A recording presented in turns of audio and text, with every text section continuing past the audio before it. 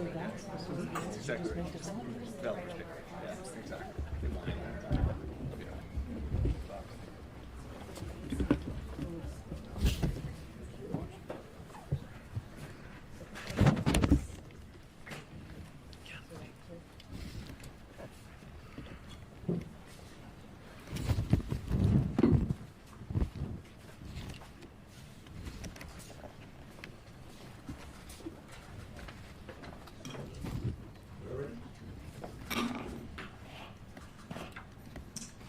Good morning. We are so excited to be in the banks of this incredible river that unites two great states for a tremendous project and a tremendous initiative that I'm so pleased to join Governor Brown and other officials to discuss today. This morning we are restarting the effort to replace the interstate I-5 bridge across the Columbia River. And I could not be more excited about an endeavor that unites the energies of two states. And the reason is that bridges, besides being steel, are essentially monuments to optimism. And our two states are extremely optimistic. We believe in a dynamic, growth-oriented future. We believe that our futures are united inextricably. We believe that this bridge is important to the economies not just of two counties, but two states. This is an absolute arterial for the economies and lives of the entire state of Washington and Oregon. And we know that it is mandatory that we replace this bridge. We do not have an option. This bridge has to be replaced. It has to be replaced for several reasons. Number one, it is seismically at risk. It is something that was placed in the river during the Woodrow Wilson administration. And for safety reasons, we need to replace this bridge. Secondly, the growth of our communities has been spectacular, and we are confident will continue. And that we have to accommodate the increased demands of commuters and travelers across this bridge. It is a traffic bottleneck that is not consistent with the economic growth that we want to see on both sides of the river. And indeed, I was reminded this morning, it is the only stoplight between Mexico and Canada on the I-5 corridor. We can do better, and we have to do that. So we know that there is no option, and now we believe that we have an opportunity to restart the process to design and construct a bridge that is consistent with our values on both sides of the river. On our side of the river, we have already taken action in this regard. We've dedicated $44 million on both sides, that's the total from both states, to reopen our project office so that our office on our side of the river can certainly start in that regard. And we intend this process to be a data-driven, transparent process. We want to look at the data on how to design a bridge that will actually do the best job possible based on data rather than ideology, and we're excited to have that discussion. Now, I want to point out that we have never stopped since the last effort did not reach completion in this regard. In our state, we've secured over $98 million for key infrastructures like the I-5 Mill Plain Boulevard interchange that essentially was part of this project. So we've always been intent to finish this project in the state of Washington. In 2017, we established a baseline of planning information to allow this project to move forward, and we want to keep those options open. We've instructed our departments of transportation to assign dedicated staff to help this program office when it gets started. Program development will begin once an administrator and consultant are in place. So we have been intent on starting and finishing this project for years now, and this is a high priority for me because I really believe in the growth potential of my state, and I believe it is true with Governor Brown. We are separated by a magnificent river, but I believe the values are consistent on both sides of this river, and so I really look forward to the upcoming years of work. So I'm pleased to have Governor Brown here today. She's been a fantastic partner. She's apologized for the Oregon Ducks' last performance, and we look forward to next year in that regard. Governor Brown. Thank you very much, Governor Inslee, and I'm delighted to see your excitement about this project and football in general. Thank you all so much for being here. We really appreciate your presence. We come together from both sides of the river with a very common goal, and that is to build a resilient bridge that will serve both Oregon and Washington, frankly, for decades to come. Both of our states are currently experiencing unprecedented population, cultural, and economic growth, and that's a good thing. There are many interlocking pieces that have spurred and fostered this growth, for which I'm sure Governor Inslee agrees we are both exhilarated and grateful. And coming out of a recession that hit both of our states very hard, we learned that we have to focus on preparation. As we look ahead to an eventual downturn, we have to invest in the bedrock of our state's economies, and that's infrastructure. When working properly, infrastructure goes unnoticed, but without it, we're literally in for a bumpy ride. Our states are more interconnected than ever through broadband, watersheds, transportation, economic development, and natural resources. We're tied so closely together that folks from other parts of the country often mistake us for one big state. I'm not sure that's a compliment to our collaboration. It might be a slam on our national geography curriculum. I'll let you all decide. But either way, we are in this together, and I don't believe that Oregon could have picked a better partner. The joint effort to plan and execute a better I-5 bridge is a really critical step forward as we invest in the growth of our region. The first step is going to be to establish an office to examine the work that's been done in previous efforts and what needs to be done to replace the interstate bridge. The office will investigate what progress we can build from, what federal dollars are available, and report back to both state legislatures with a plan to move forward. It's high time that we address the congestion between our two states and invest in a bridge that will stand the test of time. For the last several years, we've sought to provide all Oregonians with the opportunity to believe in the idea of a brighter tomorrow. And I know that Governor Inslee is doing the same for Washingtonians. The brighter tomorrow includes a earthquake-resilient I-5 bridge crossing, one that's seismically safe, provides the opportunity for high-capacity transit, and with enough space to accommodate our ever-growing populations. And with the building that's going on here in the Coupe, you're clearly growing. So it's my great pleasure now to open it up to our transportation experts, Secretary Millar and Director Strickler.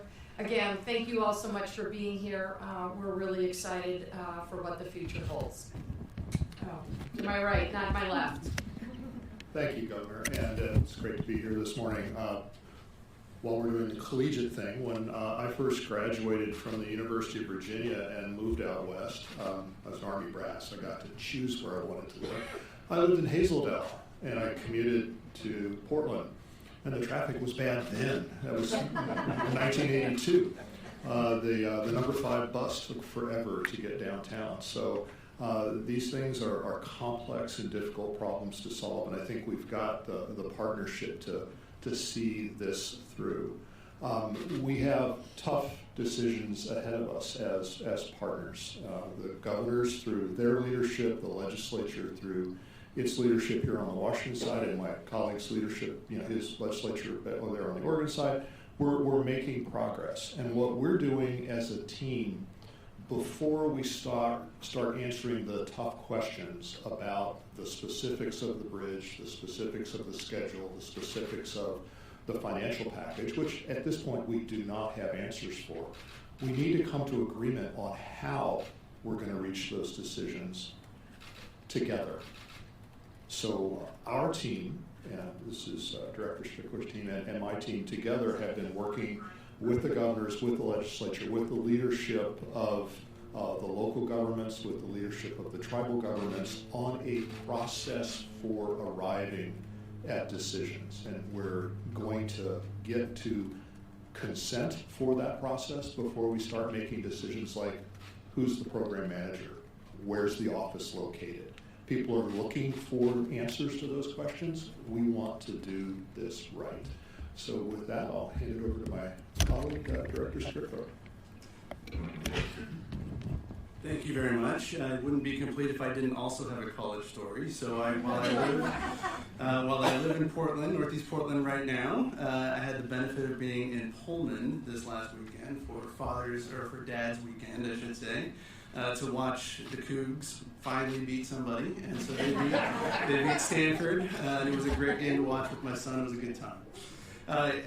I want to concur with everything that you've heard today and really be brief in my remarks and simply say that partnership that Secretary Millar has described is probably the most important thing going forward.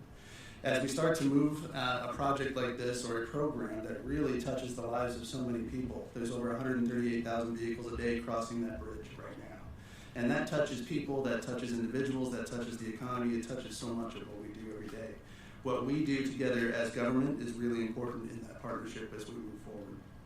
The other thing I would say is as we look to the seismic resiliency and the needs that are built into what a replacement bridge looks like or will look like in the future, it's important that we're listening to those voices and carrying those things forward and really providing something that we can all be proud of into the future because the transportation system is evolving around us at a very rapid rate and we need to develop something that can accommodate that future. Those bridges have been out there for more than 100 years, or at least one of them has. We need to build something that will last at least that long, if not longer, into the future. Okay. So, the governor and I will now be signing our memorandum of intent.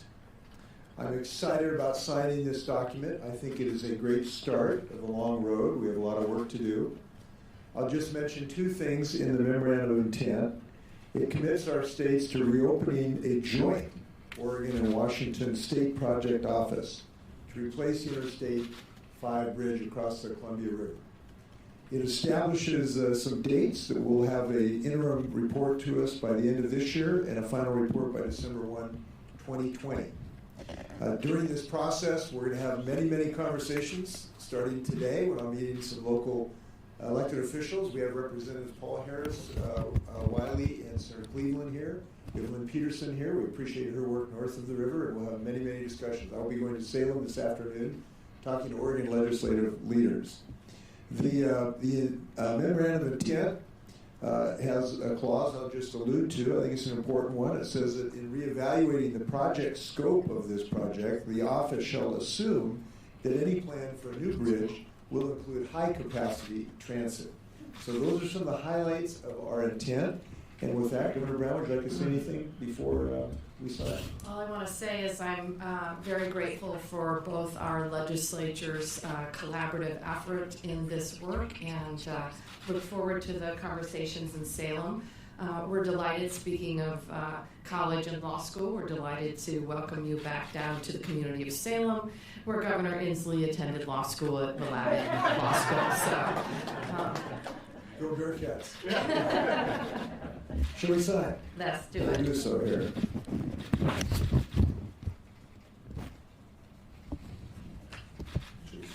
We'll switch. I'm keeping my Oregon pen now.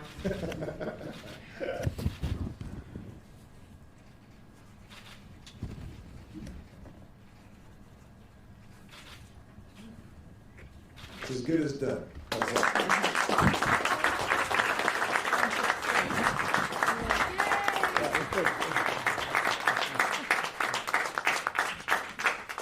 Happy to stand for questions. John. I'm gonna throw, We'll start with John here. I'm gonna throw all the money, I'm doing the same question she is for all money, questions at you. The previous version of the bridge had about a $3.5 billion price tag. Will the price tag for this be greater? Will the passage of the Tim Island initiative, is that gonna put a really big cut into what Washington can raise? And will this be a toll bridge? Thanks, John. The price tag of this investment this non-optional investment, let me point this out. There is no option other than making this investment. The price tag, I can assure you, will be lower than if we wait another year or two to get this job done. This is the right day to start. And the least expensive way to replace this bridge is to start today. I just want to point that out. Other than that, the parameters are unknown because we have to design the bridge. Secondly, the voters' initiative will not affect at least our immediate actions because this is a safety issue. It is a replacement of an existing bridge, and our freeze, if you will, applies to new capacity infrastructure. So we will move forward with the joint office consistent with the money that's been appropriated in that regard. Your third question about tolling, that is unknown, although the memorandum of intent makes reference to not eliminating the possibility of tolling. And I think anyone who understands the financial necessities here and also the uncertainty regarding federal funding, because we had certain federal funding on the original project that is now uncertain at best. So we've recognized reality that could be under discussion. And if so, it's going to be something that both Washington and Oregon is going to have agreement on if we move forward, and everyone's going to be listened to, and all options, including getting 100% federal funding, we would love to see. So we'll be aggressive in that regard. Governor, can you do this without federal funding? Look, I think it's critically important that we have all of our partners at the table, and that includes our federal partners. This project is key not just for the economies of Oregon and Washington, but it's key for the economies in the entire Western region. So I think it's critically important that we have our federal partners at the table. Just one comment, if I may. The Congress, the federal government has been discussing major infrastructure advances for the whole country, and I am hopeful that will advance sooner rather than later. But it is very difficult to understand how this project would not be in a top echelon for any national infrastructure project. It's very difficult, besides our parochial concerns, understanding you got the two best states in the nation, to think that anyone else would have a better claim on any infrastructure dollars. So what I would say is, yes, it was very difficult and painful for us when we did not seize the money that was right before us years ago. But if the nation moves forward on an infrastructure package, which I hope it will, I have to believe we've got a great argument for federal funding in this regard. But we need a national package, I believe, to make that easier. I know you both favor light rail on this bridge, but would you put that to a vote, or just go ahead with it? What I think is critically important is that we invest in high-capacity public transit on this project. I think we need the smartest, most efficient, most cost-effective type of transit. I think what else is key is that we're going to be doing a traffic analysis ahead of time to help us determine what's the best solution for the I-5 bridge replacement project. Or will you put it to a vote? I don't think there's nothing in the memorandum of intent that has any preconditions about votes or decision-making capacity in this regard. I think it would be unusual if that was the case, if we can find a way to finance this bridge and it meets the needs for high-capacity transit, we want to move forward. So I certainly don't believe that's necessary at the moment. Okay, following up on the same topic,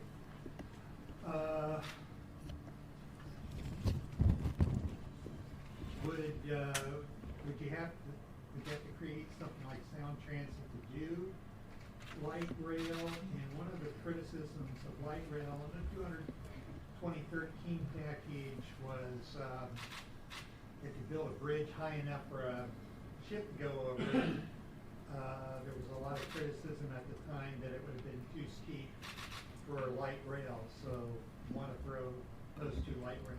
Well, we think the original project had a satisfactory light rail profile. That was my view of it. I thought we were totally satisfied and confident that design would have been successful.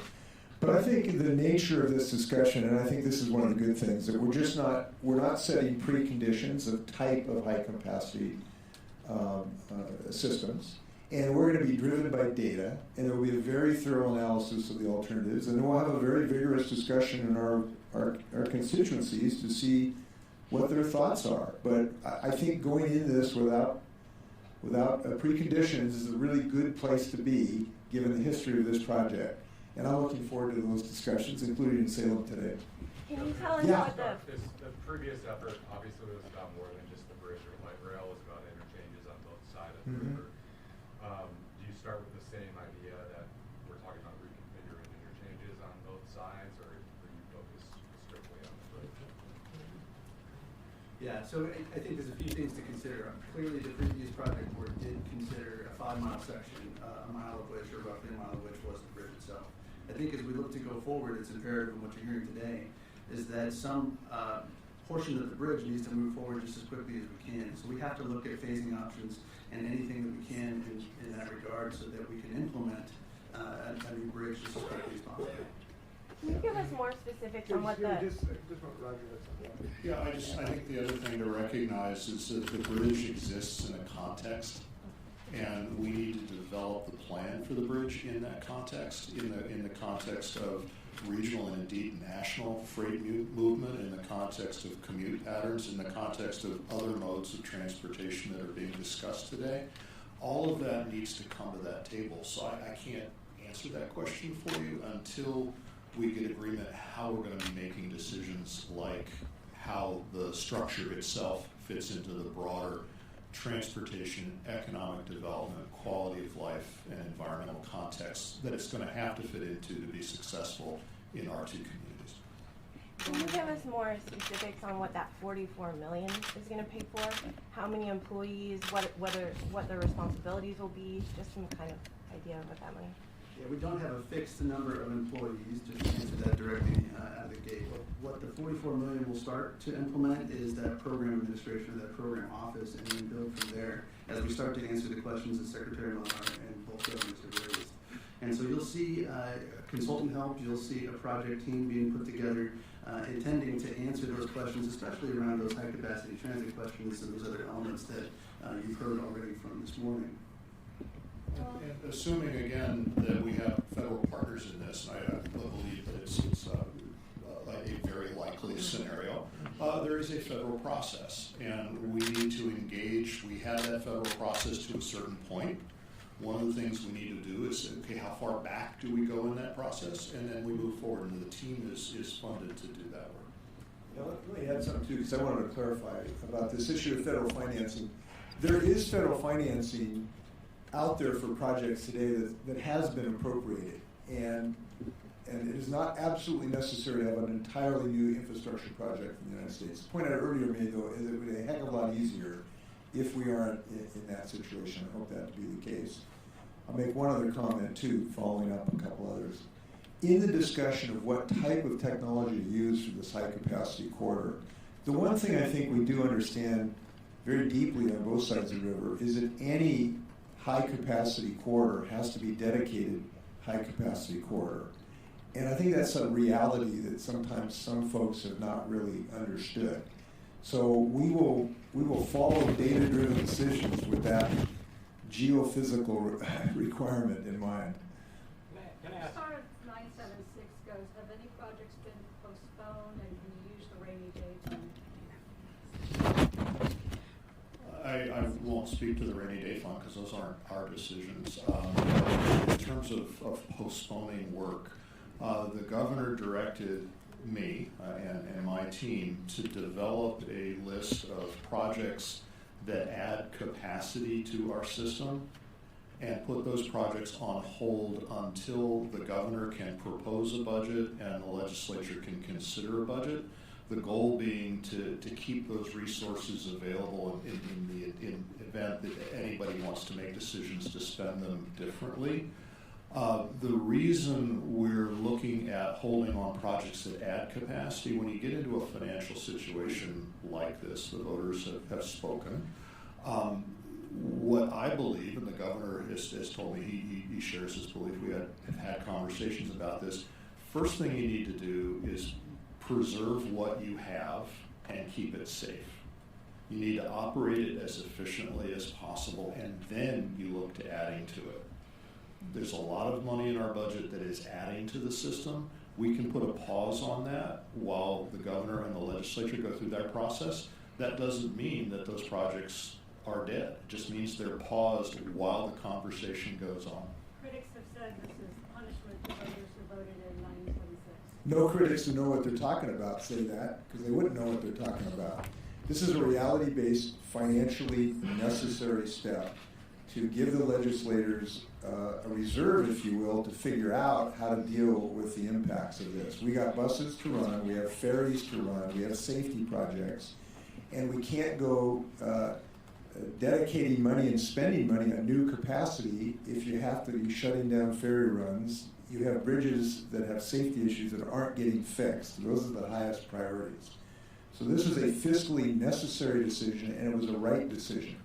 It is not an easy decision because we have constituents all over the state of Washington, I'm sure Oregon, who want to see new capacity in their neighborhoods, who want to see an overpass or an entry so they can get on I-5 easier. They want these projects. They've been waiting for decades sometimes for these projects.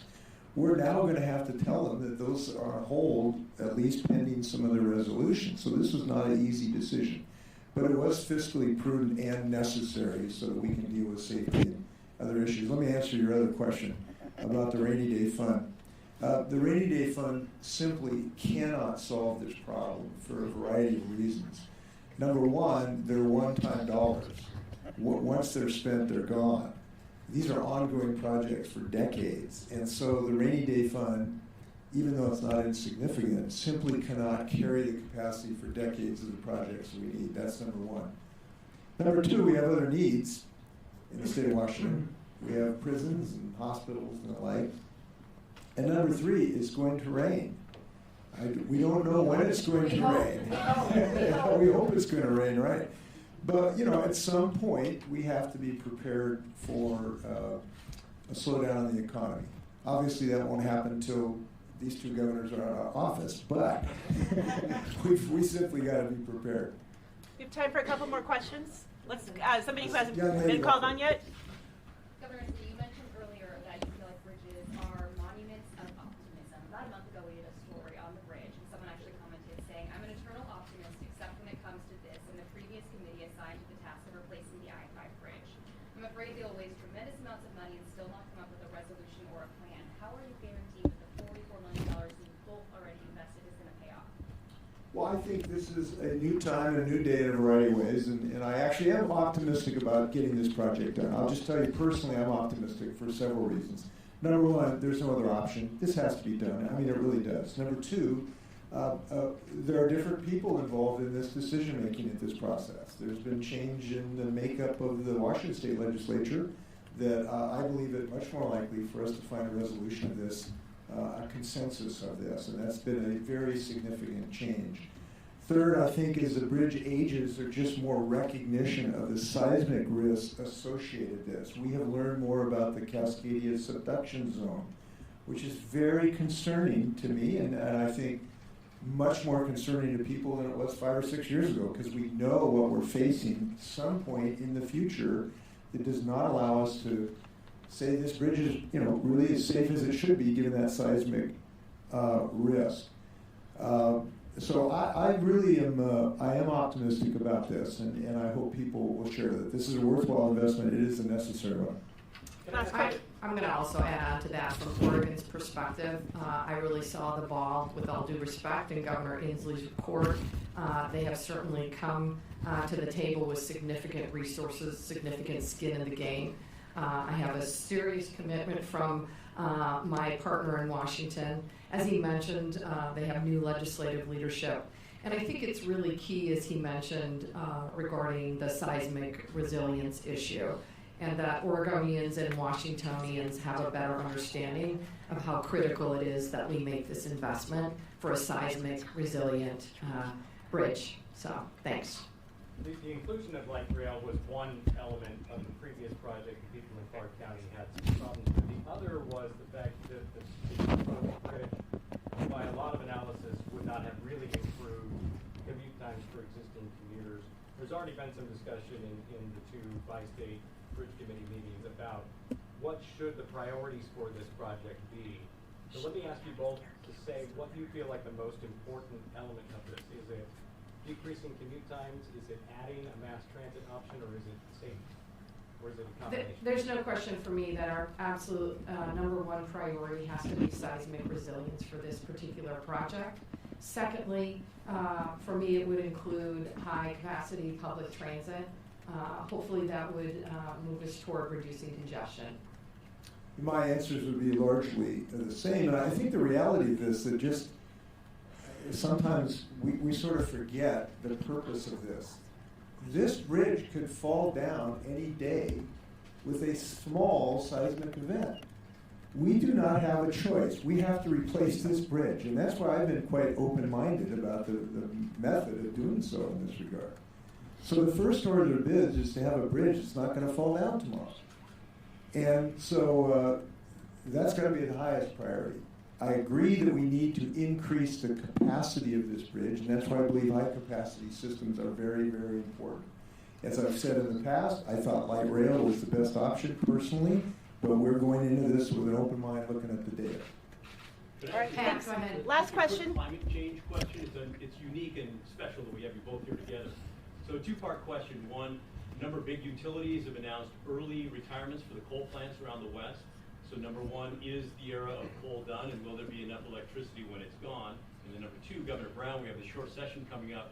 Cap and trade is starting to raise its head again. What's your plan for that? Answer number one to your question is yes, and we're moving forward towards a non-carbonized economy. Number two, I am committed to moving forward on a cap and trade policy in the February legislative session. My goal is to make sure that we have an economy-wide program that sets a data-driven cap, and that we have enforcement tools to stick to that cap. We need to get this done. It needs to be done collaboratively through the legislative process. And I'm working with folks on both sides of the aisle and stakeholders to make sure we can get it across the finish line in February. And delighted, frankly, to have Governor Inslee's support in that effort. On our side, we're closing our last remaining coal-fired plant, as you know, in the near future. We've also passed 100% clean electrical grid bill that will give Washingtonians 100% clean electricity in the upcoming decades, with one of the most aggressive actually timelines in the nation, and also what we think is the best environmental justice perspective as well. So we'll argue about that between the two governors. But so we've got really good progress in this regard.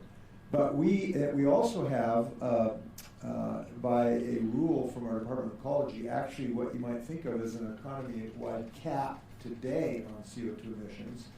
There was what I would believe was an unfortunate decision by a superior court that has put that on hold, and there is now pending decisions in my Supreme Court where if the Supreme Court rules in favor of saving the planet, we will have a cap. And I hope the Supreme Court rules in that regard based on our rule.